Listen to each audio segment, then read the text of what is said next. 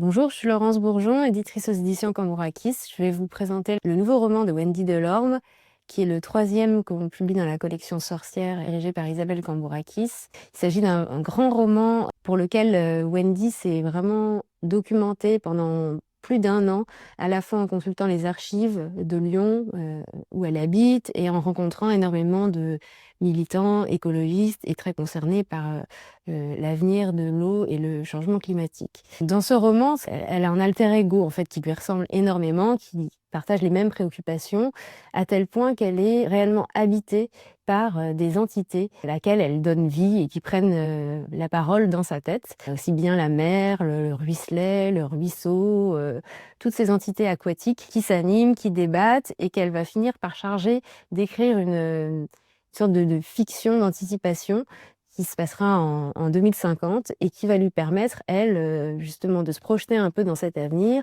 et de développer un mode de résistance par rapport à cet avenir apocalyptique qui se profile. Dans cette fiction, on va retrouver 2 jeunes enfants, leur mère, un couple d'hydrologues marocain qui a fui son pays parce qu'il dénonçait les pratiques extractivistes, enfin toutes sortes de personnes, des militants aussi.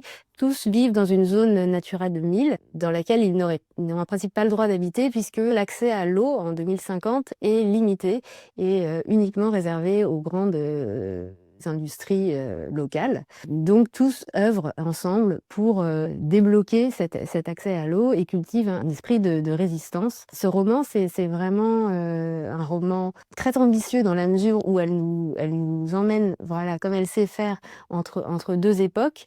C'est un texte très poétique, très touchant, drôle aussi, un peu grinçant quand les entités prennent la parole dans sa tête et débattent et font des références à l'actualité qui nous parle à tous. C'est extrêmement documenté, on apprend énormément de choses sur le cycle de l'eau. Elle questionne aussi beaucoup la criminalisation de l'écoactivisme et c'est surtout un grand roman qui interroge les rapports entre les humains et les entités naturelles et qui invite à résister par rapport à tout ce qui se profile à l'avenir.